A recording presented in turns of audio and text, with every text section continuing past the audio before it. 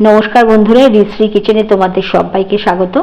আজকে আমি তালের বড়া আর তালের ক্ষীর এই রেসিপিটা তোমাদের সঙ্গে শেয়ার করব। সামনেই জন্মাষ্টমী, কৃষ্ণ ভগবানের জন্মদিন উপলক্ষে আমরা এই বড়াটা তার সামনে অর্পণ করি।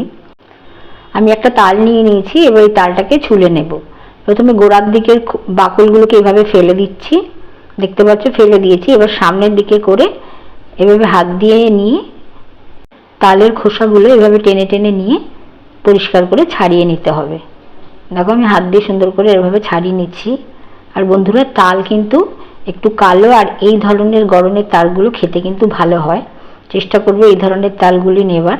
তিনটা আটি এর মধ্যে আমি দেখো ভালো করে জল দিয়ে কিন্তু একটু চটকে নেব। জল দিয়ে চটকে নিলে তালের পাল্পটা ভালো করে বেরোবে।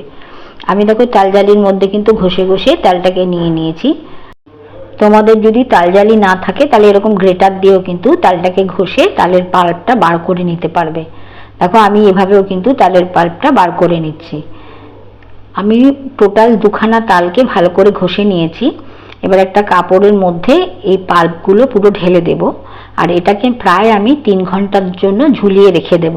তালের মধ্যে যে একটা তেতো ভাব হয় সেটা কিন্তু একেবারে থাকবে না যদি তোমরা এভাবে ঝুলিয়ে রেখে দিতে পারো। দেখবে তেতো জলটা বেরিয়ে যায়।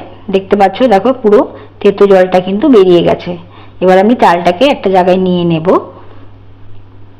দেখো আমি দেখাচ্ছি, একটুও জল নেই। দেখতে পাচ্ছ কত গাঢ় হয়েছে জিনিসটা। এবার আমি এখান থেকে 2 কাপ তাল নিয়ে নিয়েছি, তালের পাল্প।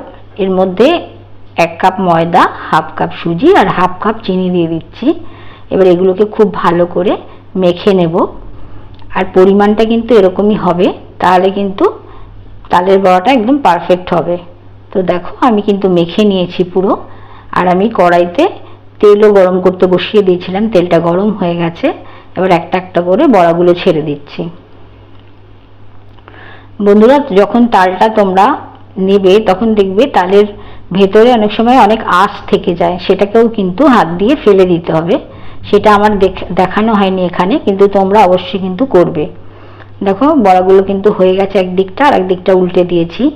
আর আমি এভাবে লাল লাল করে বড়াগুলো ভেজে নিচ্ছি। মোটামুটি বড়াগুলো কিন্তু আমার ভাজা হয়ে গেছে। এবারে আমি সব বড়াগুলো এক জায়গায় তুলে নিলাম। দেখতে পাচ্ছ কত সুন্দর হয়েছে কালার, খেতেও কিন্তু খুব ভালো হয়। এবার আমি তালের ক্ষীর বানানোর জন্য 200 ml দুধ নিয়ে নিয়েছি কড়াইতে, আর 1 কাপ পরিমাণে তালের পাল্প এর মধ্যে ঢেলে দিচ্ছি। এবার এর মধ্যে 50 গ্রাম চিনি মিশিয়ে দেব। বন্ধুরা, এখানে কিন্তু নারকেলের কোড়া অবশ্যই দিও। আমার কাছে এই মুহূর্তে নেই বলে আমি দিতে পারিনি। তো এইভাবে ঘুরিয়ে ঘুরিয়ে কিন্তু ক্রমাগত তালের ক্ষীরটা বানিয়ে নিতে হবে। দেখো আমি তালের ক্ষীর বানিয়ে নিয়েছি। দেখতে পাচ্ছ কত সুন্দর হয়েছে কালারটা। আশা করছি বন্ধুরা ভিডিওটা ভালো লেগেছে। ভিডিওটা ভালো লাগলে অবশ্যই একটা লাইক করো, আর আমার চ্যানেলটাকে সাবস্ক্রাইব করবার অনুরোধ রইল। দেখা হবে একটা নতুন রেসিপি নিয়ে। আজকের মতো বিদায় নিচ্ছি, ভালো থেকো, নমস্কার।